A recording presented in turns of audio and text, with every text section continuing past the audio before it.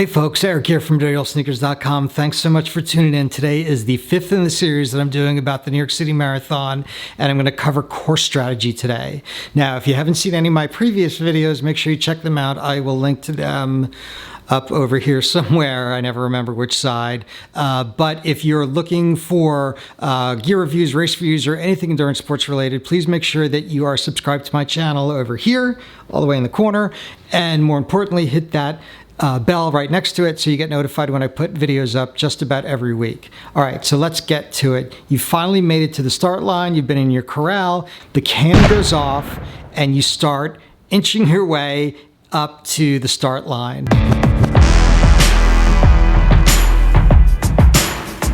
Make sure that you are looking down because there's going to be a lot of discarded clothing there. People tend to wear what I call throwaway clothing to the start because it's usually a little chilly the start of the marathon. So people will wear sweatshirts or garbage bags or heat sheets, and as they get up to the start line, they'll take it off and throw it on the ground. So you want to make sure that as you're starting to run, you're not going to trip over something and sprain your ankle and stop your marathon before it's even started. You're going to get past the start and almost immediately you're on a hill. Verrazano Narrows Bridge is 2 miles long and it's almost a full mile of a hill before you crest and start coming down the other side. Here's where you need to make sure that you're not getting too much in your head and you're not getting caught up in the excitement and you're not going out too fast. Total rookie mistake. Make sure that you keep your pace slow because you're not going to really feel like you're on a hill. There's so much excitement about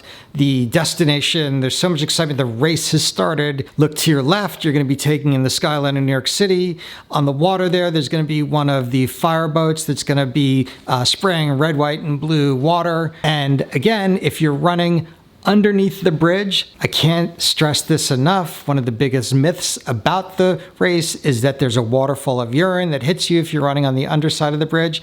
Not true, completely dispelled. I've run the underside of the bridge many times and I'm telling you, no waterfall of urine. So get that out of your head. Don't worry about that anymore. So once you get over the bridge, you're in Brooklyn, and it's the borough that you're going to be in for the longest.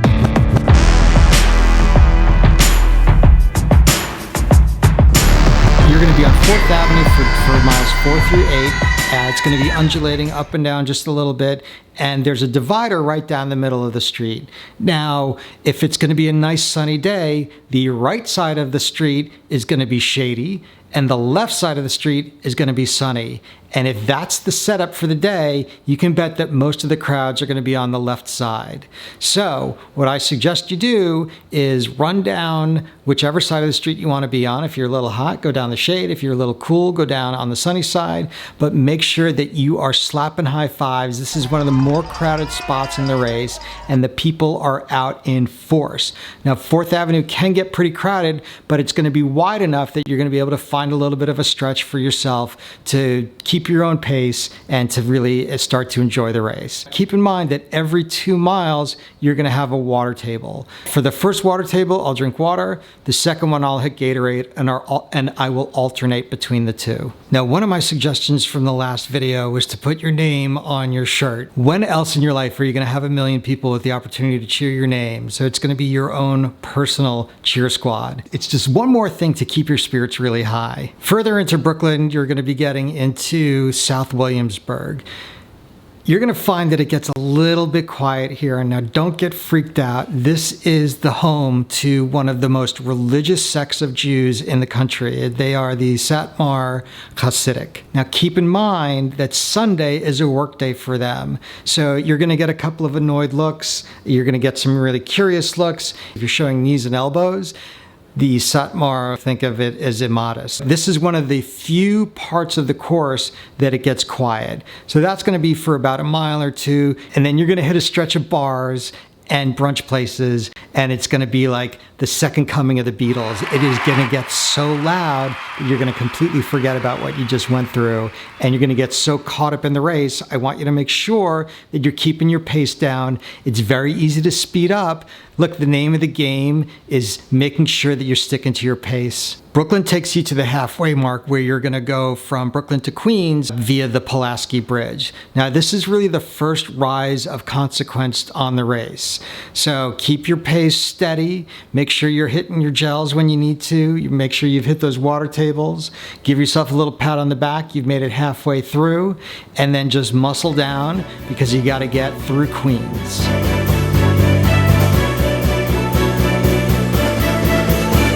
Now, throughout Queens, the course undulates. So again, it's about keeping your pace steady. It's about paying attention to your nutrition. It's about making sure you're hitting the water tables. And it's really about having fun. Again, streets are going to be lined on both sides. It's going to be a crazy crowd. They're going to be cheering you on the whole way. Now, Queens takes you to the 16-mile mark, which is the 59th Street Bridge.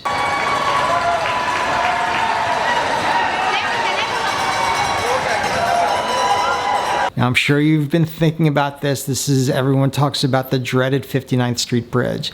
The worst part about this bridge for me is that there are no crowds on the bridge. So all of a sudden you go from, sort of the second coming of the Beatles to silence.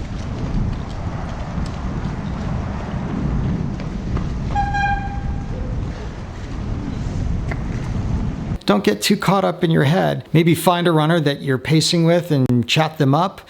You're gonna wanna probably take a gel while you're there. By the time you get to 16 and a half, 16 and 3/4, you're gonna crest the bridge.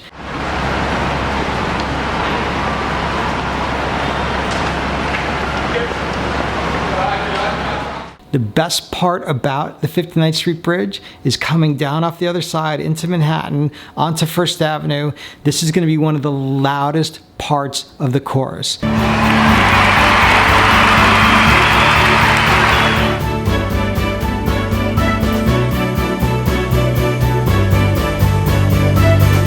Now, a few years ago, I wasn't really paying attention, and I wound up doing 7:30s all the way up First Avenue, and I almost crushed my race. I mean, I was not really thinking about what I was doing. I got caught up in all of the cheering and all the crowd. My race could have blown up right there and then. Thank goodness I was able to catch myself, brought myself back down to where the pace that I wanted to be. And when you get to mile 18, this is where there's going to be one of the gel stops. Make sure that you're paying attention to where your feet are, because a lot of people drop the gels. The road gets pretty sticky here, and the Roadrunners also hands out sponges at this point. I think it's Poland Spring that usually sponsors the sponges at mile 18. First Avenue is going to take you to the Willis Avenue Bridge, and that's the Bronx.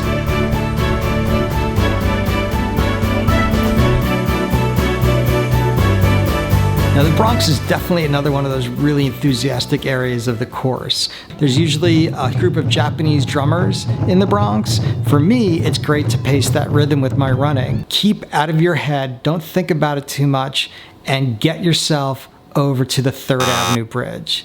Once you get over the Third Avenue Bridge, it's the last bridge, that's the fifth bridge that you're gonna hit. It's gonna take you back into Manhattan and to Fifth Avenue.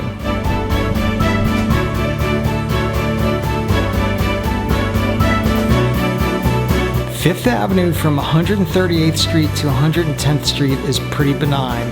Lots of crowds, pretty flat, people handing out candy, people handing out water, half bananas, oranges. Grab whatever you need from the side of the road and just keep your head and keep running. From 110th to 90th is about a mile stretch. You're rising about 100 feet total from 110th to 90th. So the percentage grade of the hill is about 1.8. Not that big a deal, right? Keep in mind where you are in your race. Like, your body's starting to get tired. Maybe you're getting a little achy at this point. You've made it past the wall. This is also one of the places where I put my family and friends, because it's always a boost for me when I see somebody that I know on the course. At 90th, you're gonna shoot into Central Park. You're gonna make a left to go down the Park Drive. Now, this does undulate a little bit. You're gonna hit a little bump there just south of 72nd Street, and it's gonna take you down, and you're gonna come out what we call the chute. Which brings you out from Central Park to Central Park South. Right where the Plaza Hotel is. You're gonna bang a right.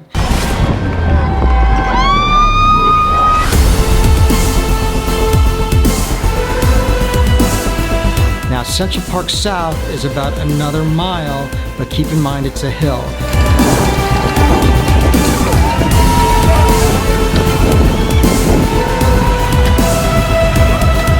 You're almost home. So Columbus Circle is one of my favorite parts of the park.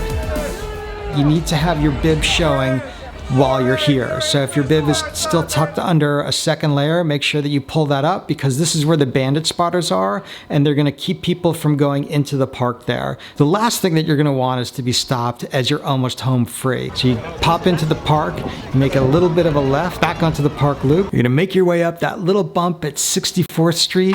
The stands are gonna be on either side. Again, super loud cheering. You're gonna hear the announcers. You're gonna see that super iconic finish line. And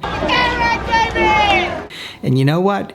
You're part of the 1% of the population now that has finished a marathon. Congratulations. I'm super jealous if this is the first time you're running the race, because I remember the first time I ran it, I didn't know what to expect, and I was nervous and I was excited, but when I crossed that finish line, it was like nothing I've ever done before. Everything you've put into it finally paid off. You're gonna wanna grab your medal, grab a couple of heat sheets. Look, I always grab 2 heat sheets. I'm gonna put one around my shoulders, I'm gonna tie one around my waist. If you're gonna get the ponchos, this is what it's gonna look like for you.